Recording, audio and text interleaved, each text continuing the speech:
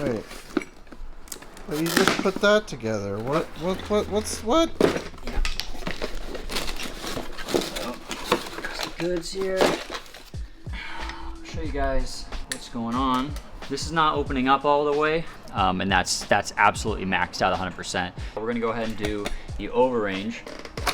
Is you've got your full variator here, Malossi calls it the multivar, a die grinder, and you've got to basically carve this stuff out. Went to Super Sunday and let Kale ride it one year on it, and he hit the throttle and looped out. Clutch springs, having it set up right is the difference between a bike that you have to use your feet to accelerate on and a bike that will flip over from a dead stop. Time happens, Paul. Well, I mean, you had half the day off. Yeah. What's nice about this is it replaces everything, the front pulley, your boss, and then this star piece and the variator. Got some different grooves here. They're all gonna be different angles. The one I like to use is gonna be the one that's most tipped over this way.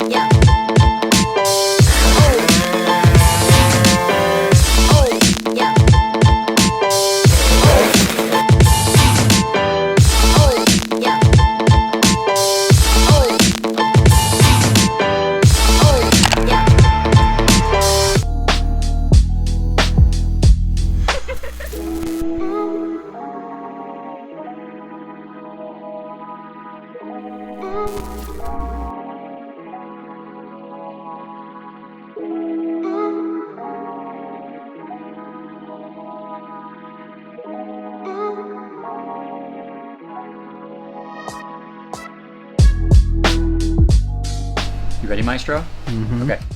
What we have here is a Yamaha Zuma. This is the vertical Prebug.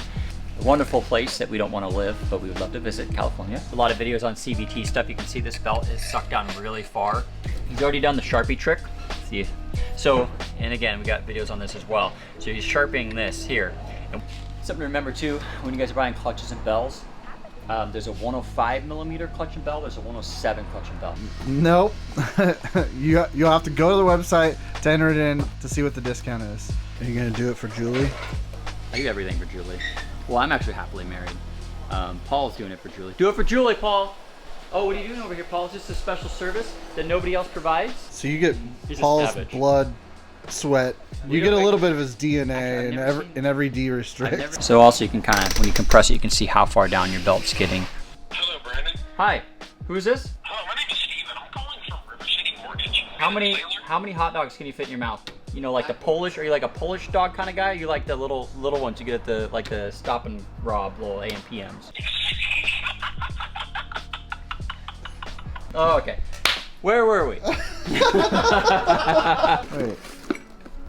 Well, you just put that together. What's what?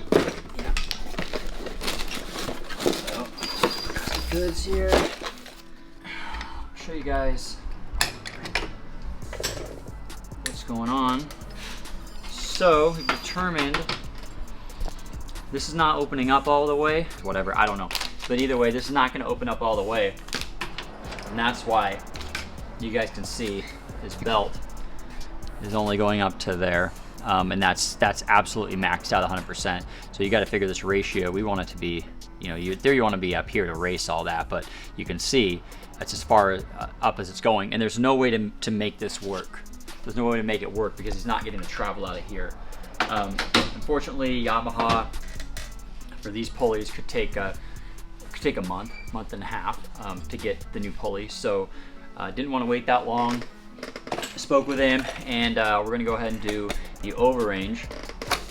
So the Overrange kit consists of, is you've got your full variator here, Malossi calls it the multivar. It comes with a Contra. Probably won't use this one. This is probably going to be too stiff for what he's doing.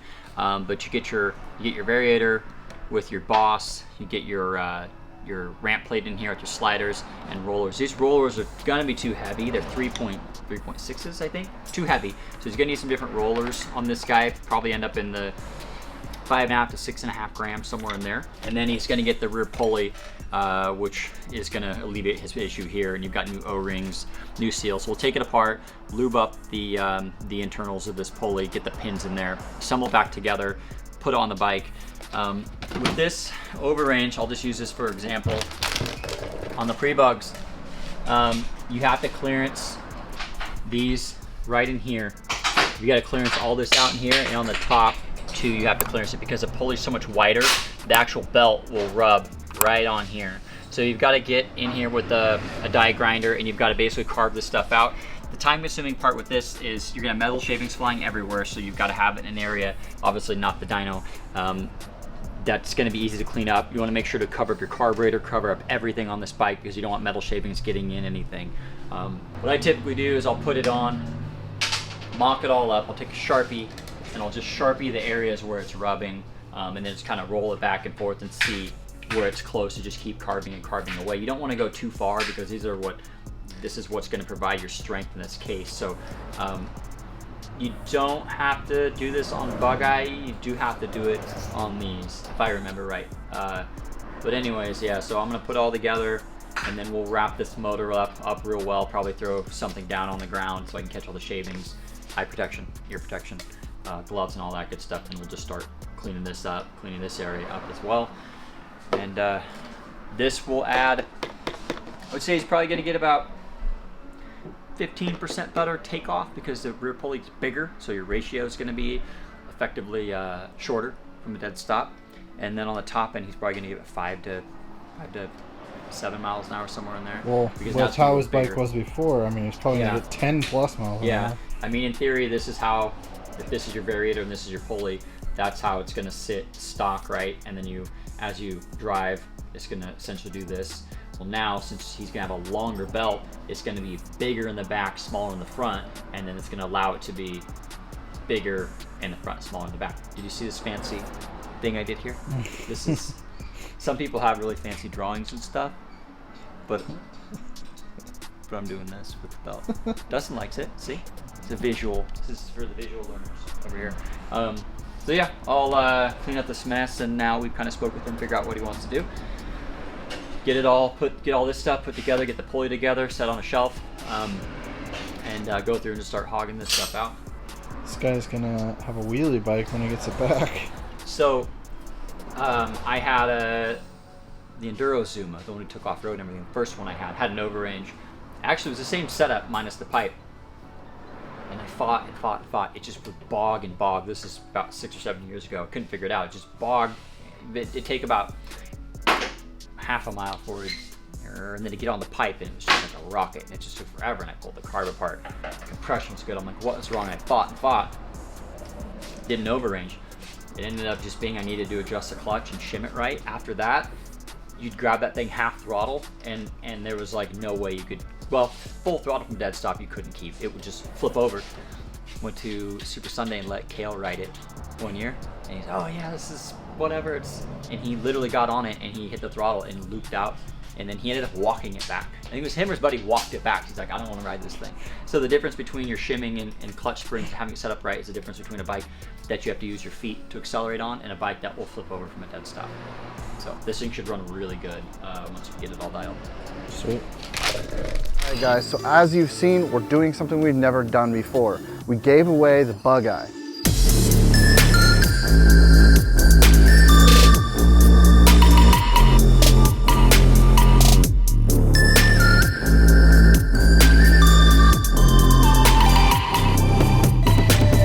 At the first part of May, we'll do a video and an announcement on who won. We're also giving away a Prebug.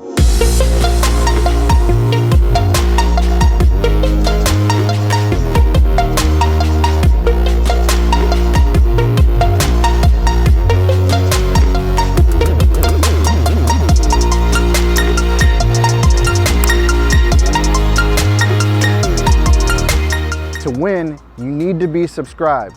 But how else? You gotta click on the information above in the corner to watch the original video so you can enter to win. And don't worry, we're doing more giveaways soon. Yeah, it happens. Time happens, Paul. Well, I mean, you had half the day off. Who? Kia.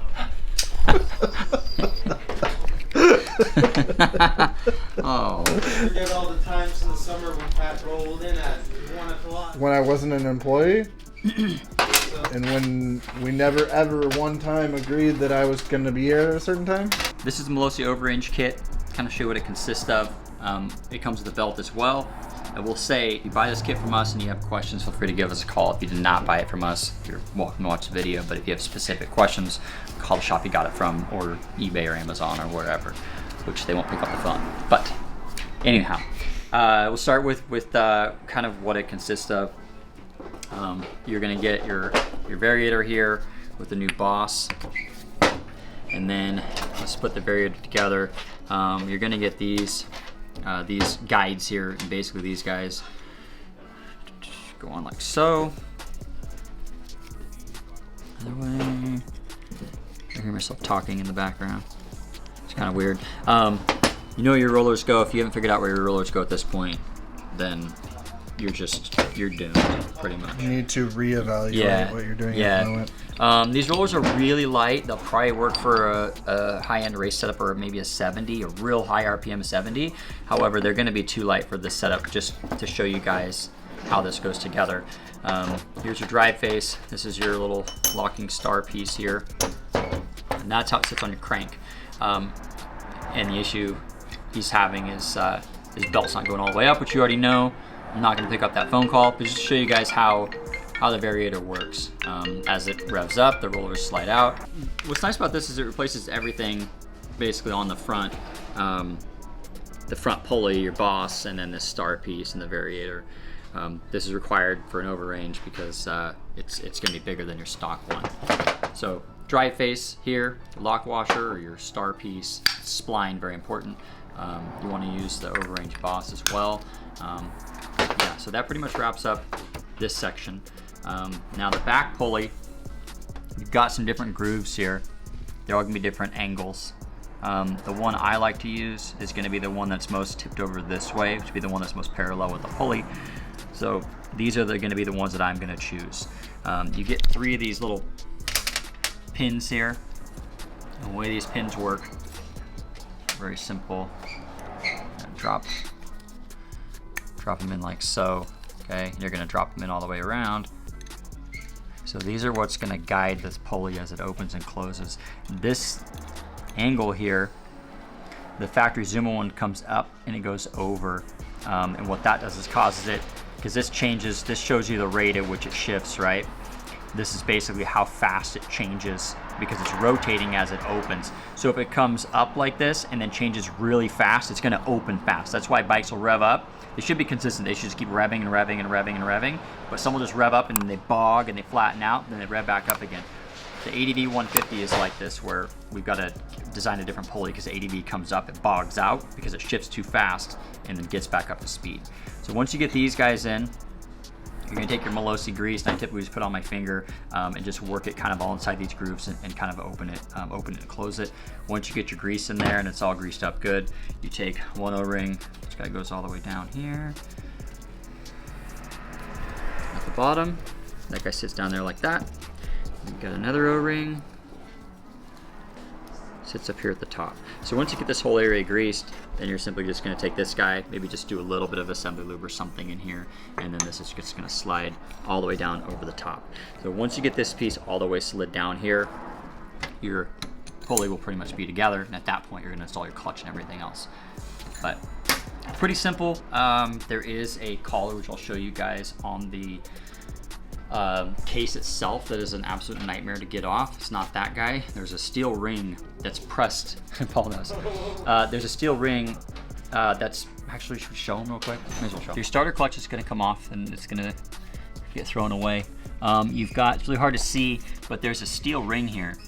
You've got to cut this ring off, because if you don't, the variator is going to contact. Oh, look at that. This spacer is what your drive face, or I'm sorry, your ramp plate's gonna butt up against. Very important, you've got to keep the spacer on there. But this metal here, it's a pain. I basically get in here with a die grinder, and I'll do like a little groove in here, and then I'll get it nice and warm, and typically if you get it warm it can crack, but you gotta be real careful here because you don't want to mess up this surface or cut this, but you got to get this hardened steel off. That hardened steel piece, like I said, it's a pain in the butt, but it has to come off for the Overrange. So hardened steel piece is what you're gonna use a die grinder for, or something, maybe a Dremel of some sort, and then grinding all this and grinding all that. But you're gonna cut it at like an angle like this. Basically, you're gonna cut a slice in here. Yeah, there's another tool called an air nibbler. I think it's called the air nibbler, which I don't have here at the shop. It's a tiny little saw, and sometimes you can use that to get in here. You just want to be real careful not to beat the cases up too much. Not like, you know, if you scratch and chip some things in here, it's really not the end of the world, because it's not like a mating surface or a sealing surface, but you just don't want to beat this up if you can get away with it. But that's probably the most challenging part, honestly. Putting the pieces together is very easy.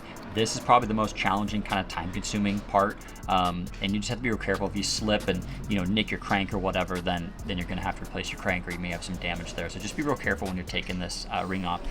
This is something that has to come off too. If you go to put it together and you're having issues, it's probably because you didn't take this piece off, and this also needs to stay on your crank. Obviously it can come off now, but before the Overrange goes back together, that has to go back on the crank. You know what's actually leaking? Master cylinder.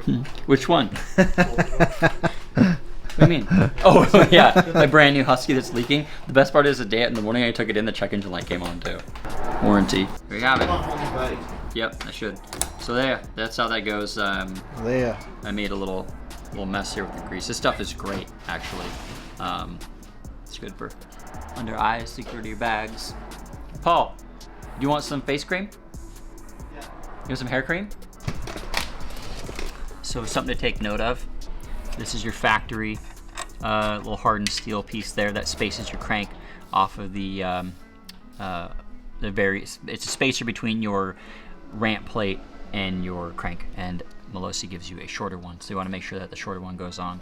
Otherwise, you're not going to have no spline on your crank. So, like so. Keep this guy. It's a good thing to have. I'm going to put a little parts bin there. They're kind of hard to find. When you lose them, they take a while to get. So,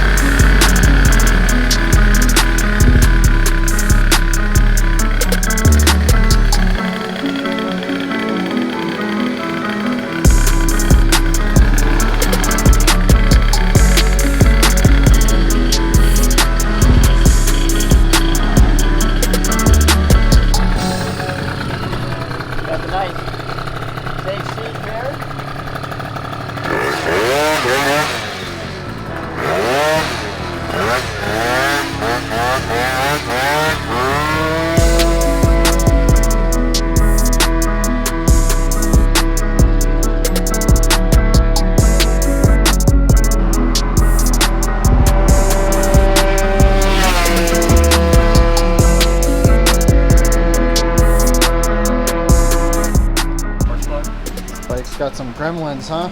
oh yeah.